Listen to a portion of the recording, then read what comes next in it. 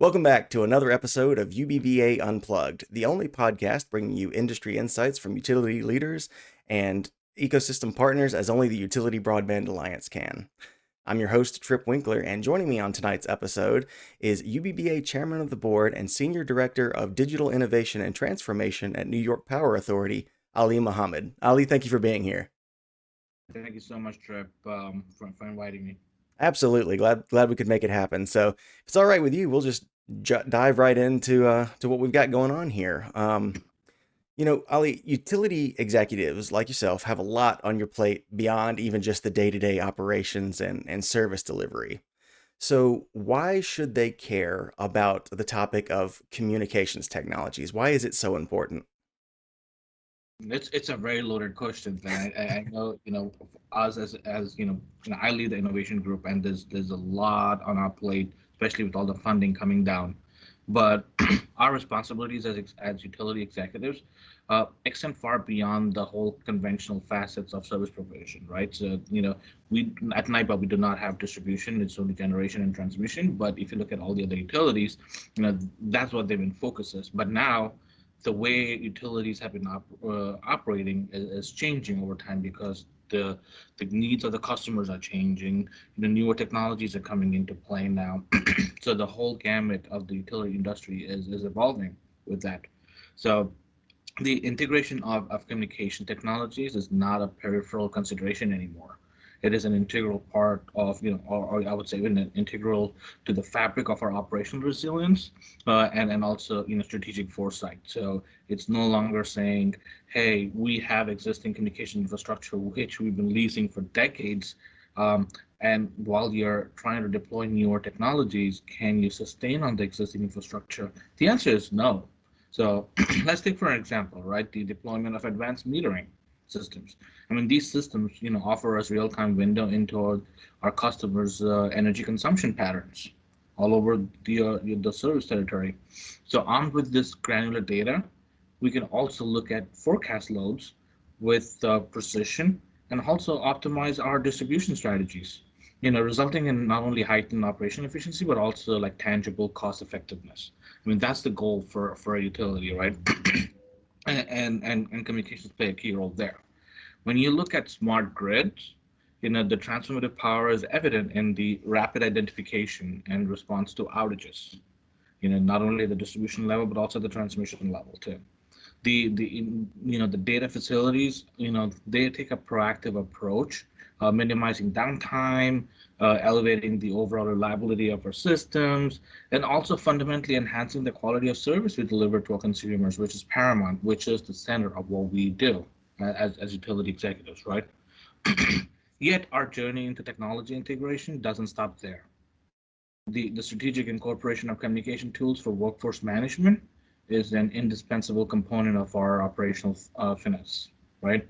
Having our talent, our resources, and our assets, what we call, employees are our assets, out in the field where there is no network availability.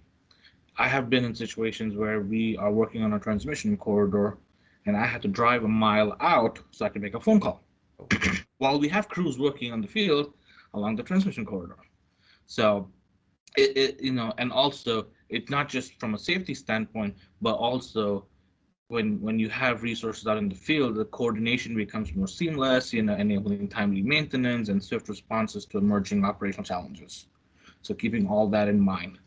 But not only that, so looking at where the industry is heading towards, one of the biggest, I would say, let me repeat that. One of the biggest investment that utilities are making is into cloud-based platforms. So in the traditional sense, you had data going to a control center, but now there's so many applications out there.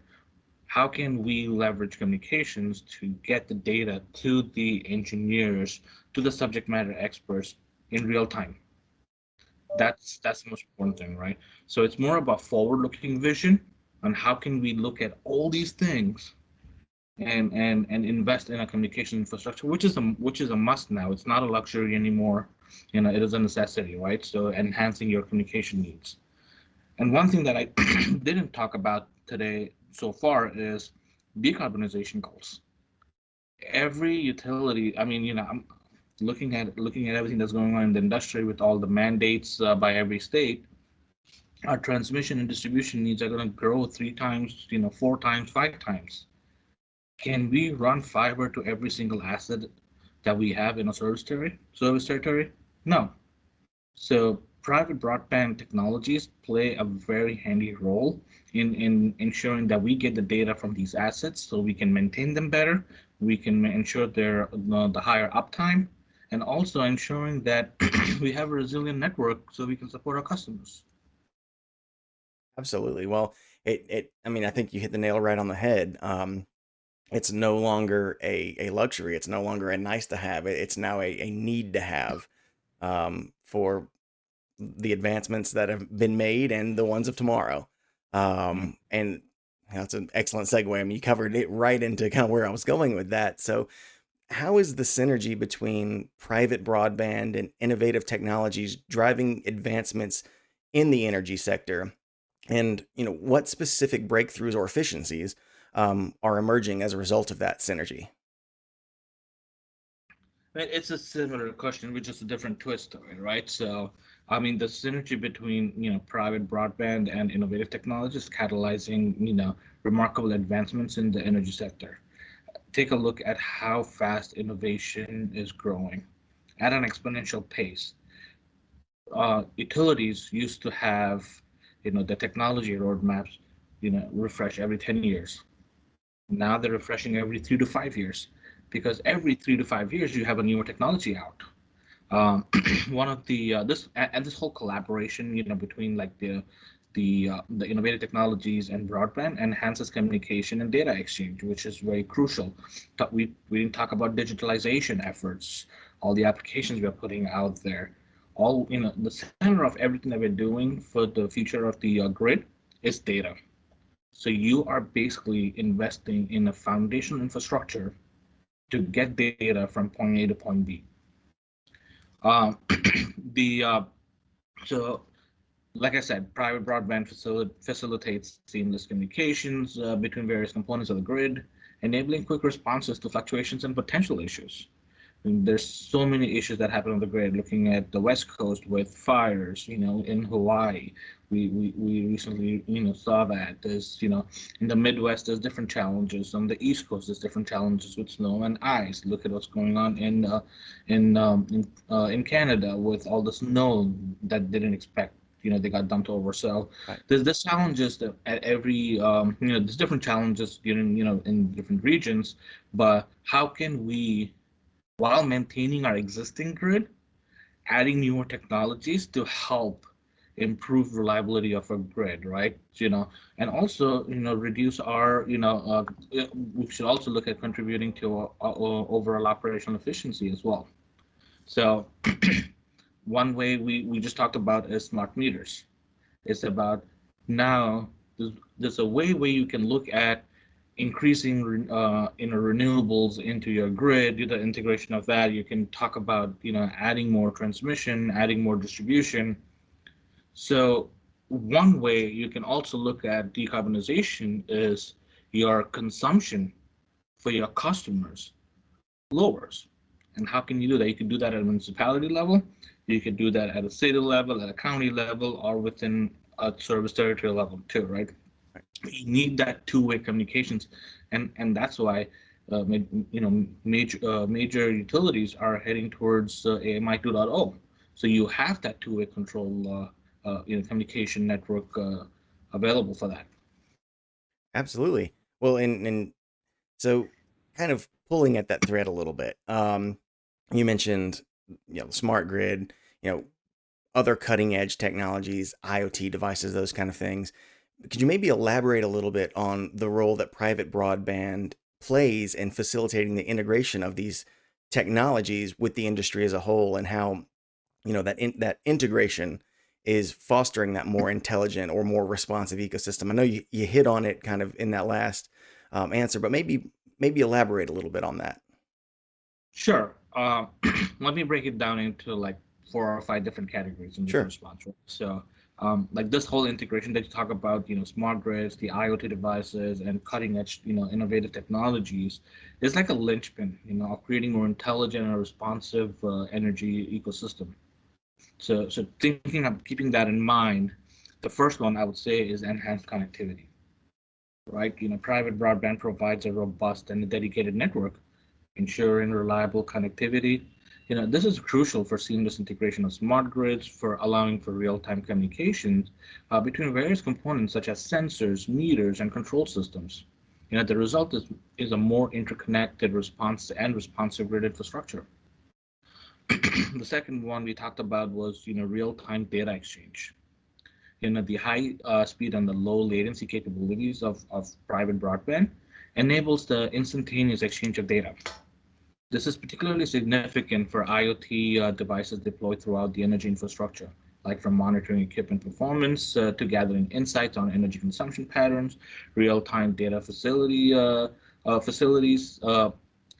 informed decision making, and enhances overall system efficiency. Right.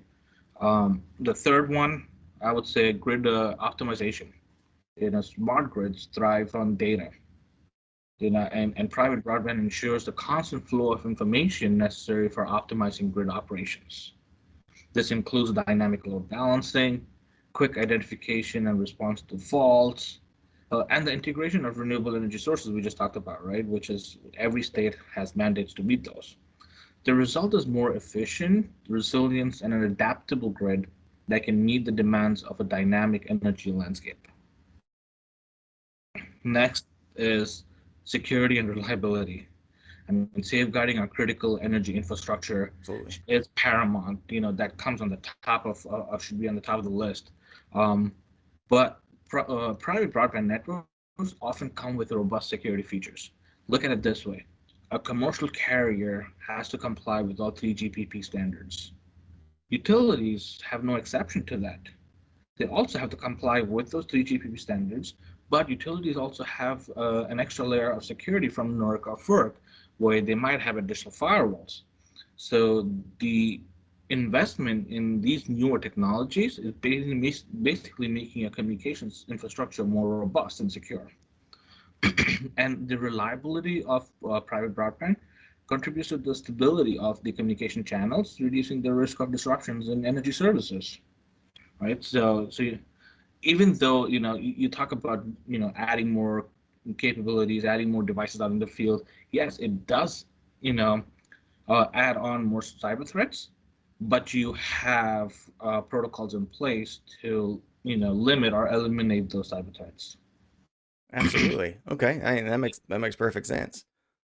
One Uh, of the things we talked about was IoT applications too, right? right. So there is a widespread deployment of IoT. Like every conference you go to, every utility you talk to, they're adding sensors after sensors on the network, right? Yep. From smart meters to connected sensors and equipment.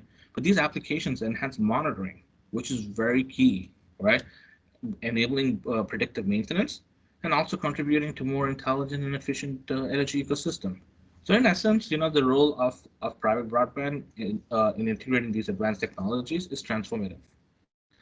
That's why there's and there is a transformation going in every sector of the industry, right? It creates like a Absolutely. foundation for real-time communication, data-driven decision making, and the seamless coordination of various elements within the energy infrastructure. I mean, this in turn, fosters an intelligent, responsive, and forward-thinking energy ecosystem capable of meeting the challenges of the modern energy landscape. Absolutely. And that there are a ton of synergies out there. How you just listed a ton of them. I'm sure there's a ton more.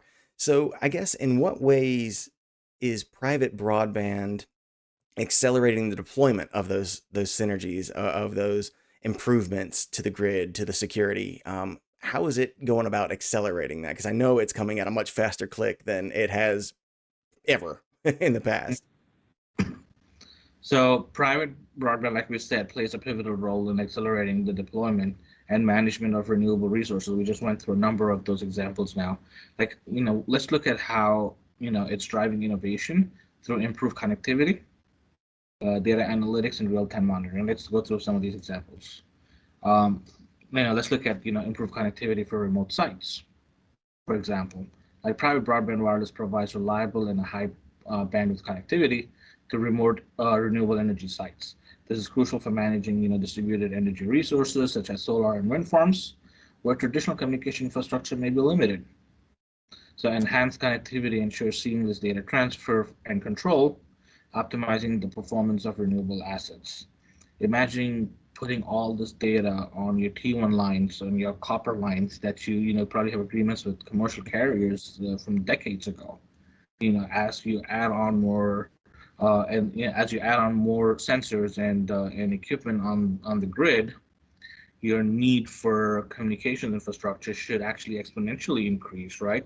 Right. So because now you're adding all those data from all these sensors. But if you're talking about remote locations, that's very crucial because the reason why utilities are looking into private broadband is there's no business case for a commercial carrier to be out there. But as utility executives, keeping the lights on, the reliability of the power grid is crucial, and also the safety of our employees. Hence, we want to make sure that we have connectivity in those remote locations. Let's talk about, the real-time monitoring and predictive maintenance I just mentioned. Like, uh, this facilitates like real-time monitoring of renewable energy infrastructure out in the remote locations. Sensors and IoT devices connected to private networks enable continuous data collection on equipment performance. And now yes, some utilities might have had renewables already on the infrastructure, but for some others, it's something new, right? Now looking at distributed energy resources as battery storage in a home. Oh yeah. How can we collect data from there? Right. Solar installed on residential rooftops. Not only looking at individual residences and businesses, looking at community-built infrastructure as well. Like I live in Rockland County, we have our own solar farm. How much of that is actually being maintained by the utility versus the community, right? So we Right. have to look at those different angles. It's more of a distributed energy resources, not centralized anymore, right? Right. So there's three Ds that people talk about, right? Decentralized energy grid of the future, digital transformation of digitalization, as well as decarbonization, right? So that's where the energy industry is heading towards, and it's like 3D model of the energy grid. And the couple more that we talked about was data analytics and how we can improve, our performance, optimize the performance of our assets too. Again, goes back to like data is the gold mine for analytics. Getting right relevant data at the appropriate time is crucial, right? So there's 7 attributes of data management, accuracy, there's timeliness, there's, how complete it is, and there's like 7 attributes to it. And you're basically leveraging enhanced communication infrastructure to meet those boxes, to check those boxes off, right? Now, through advanced analytics, once we get the data, operators can also optimize energy production, identify areas for improvement, enhance overall system efficiency within the substations within the given territory as well. The last couple that we talked about was cybersecurity. I want to hone in. We want to make sure that utilities executives understand this is a very secure network, right? Like I said, it's the same level of security that other every carrier has in the US. They have to be the same, but as we put on or integrate more renewables into the grid, you know it's more of a connected system, especially connecting your urban and suburban regions to more remote locations from a generation standpoint. So it's important to protect the critical infrastructure from cyber threats, right? So now these the secure communication provided by this private network ensures the integrity and the reliability of renewable energy systems. And then we talked about efficient operation maintenance. We Right. talked about grid integration and stability and others. There's so many examples to go through. Absolutely. It's a never-ending list. I mean, the applications and the potential upside from it is just, I mean, you keep looking up and it keeps going. Um, so there's certainly a lot to be excited about, and there's a lot to look forward to. I mean, we're certainly not done yet. We haven't come anywhere near the ceiling, right? No, no, we have not. No, and you know, yes, if you look at how things are moving now, VPPs, DERs, they play a crucial role.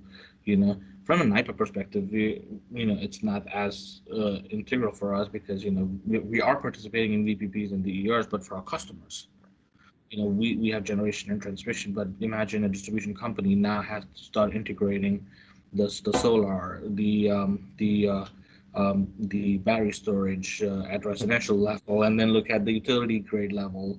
There's mandates for every utility to meet certain requirement thresholds. Like, Right. one example is one of the utilities in New York is leveraging our Agile Lab, which is the Advanced Grid Innovation Lab for Energy, to site and size battery storage in different locations so they can help relieve some congestions or meet the loads of the consumers, right? Right.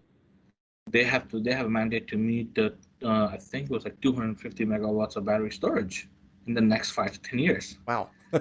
It is paramount, but that's your goal. Right. So NIPA is taking a step forward and saying, okay, not only we are investing in ensuring that we have a reliable communications network, but how can we plan these going forward? Like anything that we come up with, any emerging technology actually gets vetted through the lab in a real-time simulation model before it gets implemented in the field.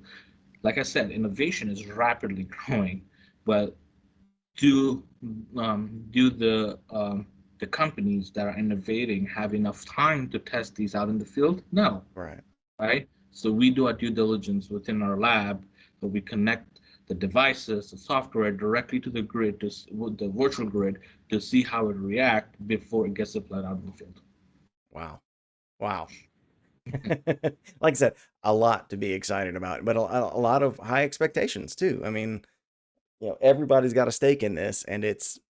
everybody's got expectations. Um, And I think the biggest expectation is of your consumer, right? right. Making sure they have a reliable and a resilient grid that they can rely on, from our utilities. So that's the center of everything that we do. Absolutely. It all comes back to the end user, to the consumer, to the customer.